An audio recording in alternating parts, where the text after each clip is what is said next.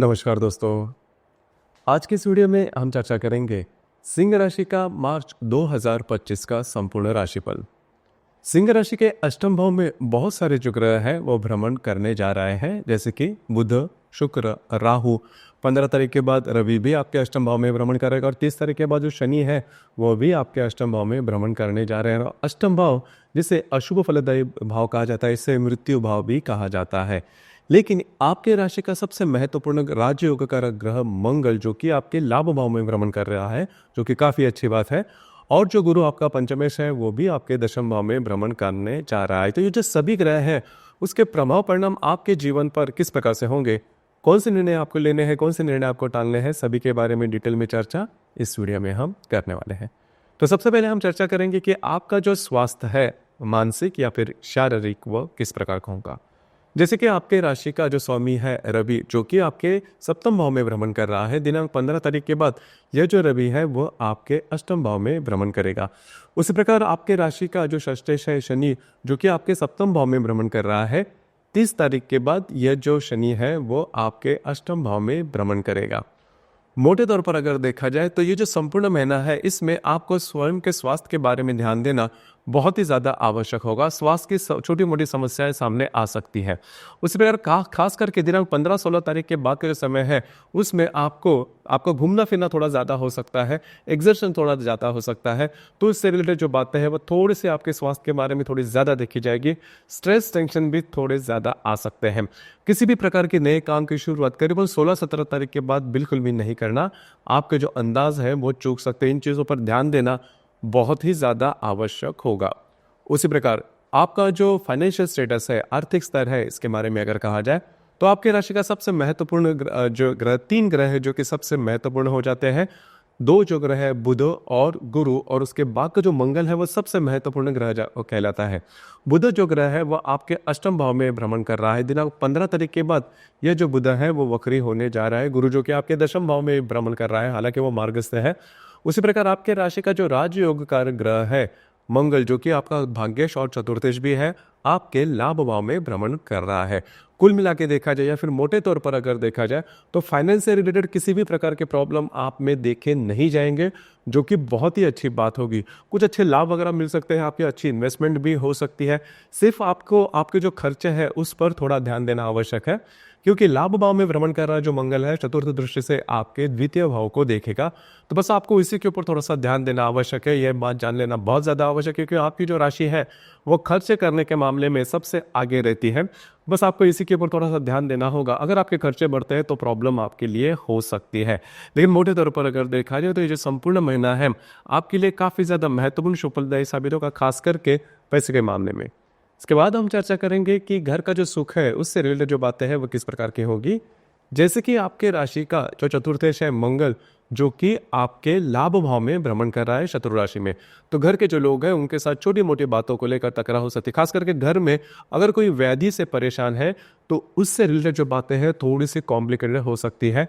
आपको इस चीज़ पर थोड़ा सा ध्यान देना आवश्यक है। बाकी अगर देखा जाए तो घर के जो लोग हैं उनके साथ आपकी जो इंटरेक्शन है वो काफ़ी अच्छी देखी जाएगी।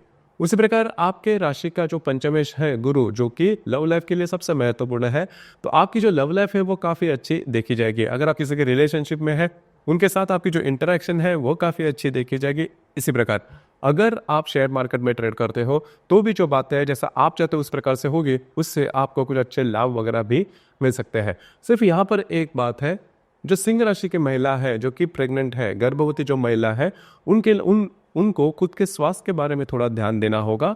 स्वास्थ्य की जो परेशानियां है वो थोड़ी ज़्यादा सामने आ सकती है। किसी भी प्रकार के छोटे बड़े लक्षण दिखाई देते हैं तो तुरंत डॉक्टरी इलाज करना बहुत ही ज़्यादा आवश्यक होगा। उसी प्रकार जो विद्यार्थी वर्ग है उन्होंने भी खुद के स्वास्थ्य के बारे में उन्होंने भी अपनी जो पढ़ाई है उस पर थोड़ा सा फोकस करना आवश्यक है। जैसा आप चाहते हो उस प्रकार से रिजल्ट अगर आप एक्सपेक्ट करते हो तो थोड़ा सा ज़्यादा आपको एफर्ट देना होगा। तो इन चीज़ों पर थोड़ा सा ध्यान देना आवश्यक होगा। इसी प्रकार वैवाहिक जीवन के मामले में अगर कहा जाए तो आपके राशि का जो सप्तमेश है शनि, जो कि पिछले करीबन 2-2.5 साल से आपके सप्तम भाव में भ्रमण कर रहा है, इस महीने के मतलब मार्च महीने के करीबन 30 तारीख के बाद यह जो शनि है वो आपके अष्टम भाव में भ्रमण करने जा रहा है। अब ये जो बात है आपके लिए सबसे महत्वपूर्ण बात हो जाती है। आने वाले करीबन 2.5 साल तक ये जो शनि है वह आपके अष्टम भाव में भ्रमण करने जा रहा है, जिसे हम लघु साढ़े साती भी कहते हैं। अब यहाँ पर आपको थोड़ा सा चौकन्ना रहना ज़्यादा आवश्यक होगा। आने वाले 2-2.5 साल में जो बातें हैं वो जैसा आप चाहते हो उस प्रकार की होने की संभावना काफ़ी कम दिखाई दे रही है। कॉन्फिडेंस में जाके किसी भी प्रकार के महत्वपूर्ण निर्णय बिल्कुल भी नहीं लेना, आपके जो अंदाज है वो चूक सकते हैं। इसमें आप वो जो बातें आपको परेशानी में डाल सकती है। किसी भी प्रकार के नए अगर आप नया काम करना चाहते हो तो आपको इसके बारे में बहुत ज़्यादा डिटेल में सोचना होगा, क्योंकि जो बातें हैं वो आपके लिए थोड़ी सी कॉम्प्लिकेटेड हो सकती है। छोटी छोटी बातों के लिए देखिए, आपकी जो राशि है वो कॉन्फिडेंस में चलने वाली राशि है। आप रिस्क लेना ज़्यादा पसंद करते हो क्योंकि आप में जो कॉन्फिडेंस है वो काफ़ी अच्छा है। लेकिन आने वाले 2-2.5 साल में अगर कोई नई बात करना है, अगर कोई नई बड़ा कोई काम करना है, आपकी राशि बड़ा काम भी करती है, तो उसमें आपको बहुत ज़्यादा सोच विचार करके जाना है। सिर्फ लक के आधार पर या फिर कॉन्फिडेंस के आधार पर नहीं जाना, जो तथ्य है उस पर भी ध्यान देना आवश्यक होगा। आने वाले 2-2.5 साल आपके लिए छोटे मोटे प्रॉब्लम लेके आ सकते हैं। खास करके आपको स्वयं के स्वास्थ्य के बारे में भी ध्यान देना आवश्यक होगा। इस महीने में भी यही बात है, आपको स्वयं के स्वास्थ्य के बारे में ध्यान देना होगा। किसी भी प्रकार के महत्वपूर्ण काम की शुरुआत नहीं करना। उसी प्रकार जो कार्य क्षेत्र है उससे रिलेटेड अगर कहा जाए तो आपके राशि का जो कर्मेश है शुक्र, जो कि आपके अष्टम भाव में भ्रमण कर रहा है और करीब 2 तारीख के बाद ये जो शुक्र है वो वक्री होने जा रहा है। हालांकि आपके दशम भाव में जो गुरु है वह भ्रमण कर रहा है, तो यहाँ पर थोड़ा सा आपको जो भी कार्य क्षेत्र है वहाँ पर के जो लोग होंगे उनके साथ आपकी इंटरेक्शन काफ़ी अच्छी देखी जाएगी। लेकिन आपके मन में बहुत सारे ऐसे विचार आ सकते हैं कि जो आज जो भी आपका कार्य क्षेत्र है, नौकरी हो या फिर बिजनेस है, उसमें चेंज किया जाए। उसमें आपको लग सकता है कि थोड़ा सा आप मतलब पीछे रह गए हो या फिर बातें जो आप एक्सपेक्ट कर रहे हो उस प्रकार से नहीं हो रही है। लेकिन किसी भी प्रकार के बड़े निर्णय नहीं लेना, आपके जो अंदाज है वो चूक सकते हैं। यहाँ पर मैं फिर से वही बात कहना चाहूँगा कि आपके अष्टम भाव में इस महीने में बहुत सारे जो ग्रह हैं वो भ्रमण करने जा रहे हैं। तो किसी भी प्रकार के मोह में आके या फिर रिस्क लेके या फिर कॉन्फिडेंस में जाके किसी भी प्रकार के महत्वपूर्ण काम नहीं करना, आपके जो अंदाज है वो पूरे के पूरे चूक सकते हैं। ध्यान रखिए। मोटे तौर पर अगर देखा जाए तो ये जो संपूर्ण महीना है आपके लिए इतना ईजी नहीं है। हालांकि आपका जो इनकम है उसके बारे में कोई प्रॉब्लम नहीं आएंगे, लेकिन बाकी जो बातें हैं इमोशनल या फिर फिजिकल या फिर आपके शारीरिक तौर पर देखा जाए तो जो स्ट्रेस टेंशन है वो देखा जाएगा। इसी प्रकार दिनांक 2 तारीख को बुध, राहु और नेपच्यून की युति आपके अष्टम भाव में होने जा रही है, तो अनवांटेड खर्चे आपके ज्यादा हो सकते हैं। उसी प्रकार किसी भी प्रकार के डॉक्यूमेंट से रिलेटेड किसी भी प्रकार के काम, छोटे हो या बड़े, बिल्कुल भी नहीं करना। आपके जो अंदाज है वो चूक सकते हैं। आपके साथ चीटिंग वगैरह होने की संभावना इन दिनों में काफी ज्यादा बन रही है। इसी प्रकार रवि और मंगल का जो त्रिकोण योग है वह दिनांक 8 तारीख को होने जा रहा है आपके सप्तम और लाभ भाव में। अब ये जो त्रिकोण योग है वो आपके लिए शुभ फलदायी साबित होगा। खास करके आपका जो इनकम है उसमें कुछ अच्छे लाभ आपको मिल सकते हैं। आपके जो मित्र परिवार है उनसे आपको काफी अच्छी मदद मिल सकती है। आपके जो वैवाहिक जोड़ीदार है उनके साथ कहीं बाहर घूमना फिरना हो सकता है। तो जो बातें हैं जैसा आप चाहते हो उस प्रकार से होंगे। इन दिनों में आप बहुत ज्यादा एक्टिव नजर आओगे। किसी भी प्रकार के महत्वपूर्ण काम करीबन 8 तारीख को अगर लेते हो हाथ में तो वो पूरे होने की संभावना भी काफी स्ट्रांग बनती है। इसी प्रकार दिनांक 11 तारीख को बुध और शुक्र की युति आपके अष्टम भाव में होने जा रही है।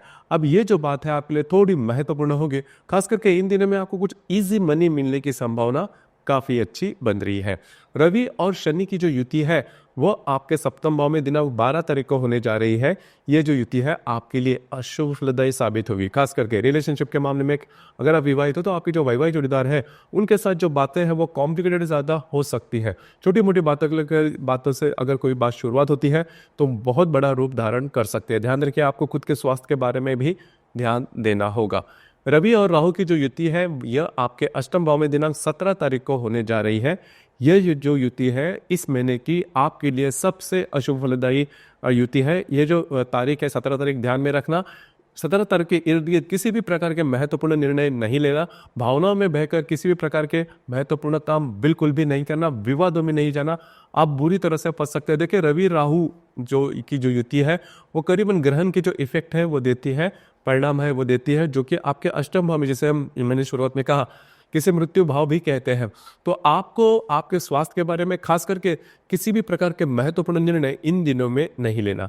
इसी प्रकार दिनांक 19 तारीख को रवि और नेपच्यून की युति भी होने जा रही है। अब ये जो रवि नेपच्यून की युति है वो भी उसी प्रकार के जो परिणाम है वो आपको दे सकती है।